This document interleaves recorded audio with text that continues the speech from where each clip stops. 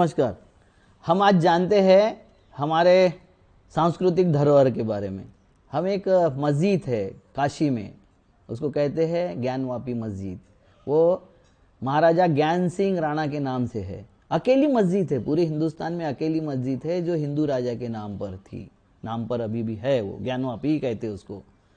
और उसका इतिहास कहते हैं कि औरंगजेब ने जब वहाँ आए थे तो औरंगजेब ने उस मस्जिद को उस मंदिर को तोड़ा, शिव मंदिर को, और वहाँ वो मस्जिद बनाई। और उसमें एक कहावत और लिख दी कि 40 मन जनेऊ, इतने जनेऊ ब्राह्मण काटे बिना औरंगजेब खाना नहीं खाते थे। एक जनेऊ का वजन होता है 2 से 3 ग्राम। 40 मन जनेऊ आप समझ लो, एक दिन में पूरी कौम समाप्त हो जाती थी। तो ये झूठी कहावतें, झूठे टोटके और सब किस लिए गढ़े जाते हैं और इसका किसको फायदा होता है, इसको समझने की जरूरत है। अब उस मस्जिद के बारे में देखते हैं कि बोला है औरंगजेब ने तोड़ा है।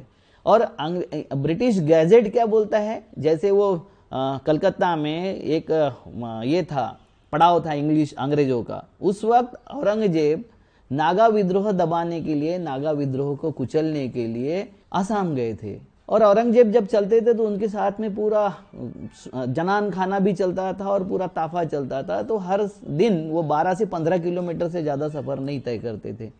जब वहाँ उन्होंने नागा विद्रोह को कुचल के वापस आ रहे थे तो वहाँ उनके साथ में 12 राणा थे। राणा मतलब राजपूत राजा थे। वो उस वक्त की लड़ाई कोई हिंदू मुसलमान लड़ाई नहीं थी, वो राज्य की लड़ाई थी, सल्तनत की लड़ाई थी, सत्ता की लड़ाई थी। तो वो जब वापस आ रहे थे तो राणाओं ने बोला कि यहाँ हमारा एकलिंग जी का सबसे बड़ा मंदिर है, हम उसकी पूजा अर्चना करना चाहते। तो औरंगजेब बोला कोई बात नहीं, यहाँ 2 दिन पड़ाव रहेगा। गंगा के दूसरे बाजू में औरंगजेब का पड़ाव डाला गया। और ये राजाओं की रानियां अपने दासियों के साथ में शिवाभिषेक करने के लिए वहां पहुंच गई। शाम को पता चला अभिषेक के आते वक्त कि कच्छक की महारानी और उसकी दोनों दासियां गायब है, वो कहीं दिख नहीं रही थी कहीं। तो उसको खोजना शुरू हो गया और खोजते खोजते रात हो गई। जितने वहां पुजारी थे उसको कॉर्डन करके लाया गया औरंगजेब के सामने। पूछा गया, उन्होंने कुछ नहीं बताया। किसी हेर ने, औरंगजेब के हेर ने बताया कि इस मंदिर के नीचे तहखाना है।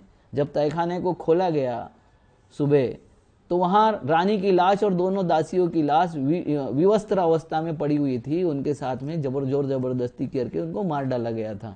मगर उनको सबको कॉर्डन करके बंदिस्त बना गया था, इसलिए वो प्रेतों को, उनके डेड बॉडियों को कहीं दफना नहीं सके या उसको बाहर नहीं हटा सके, इसलिए वो डेड बॉडियां मिल गई वहां।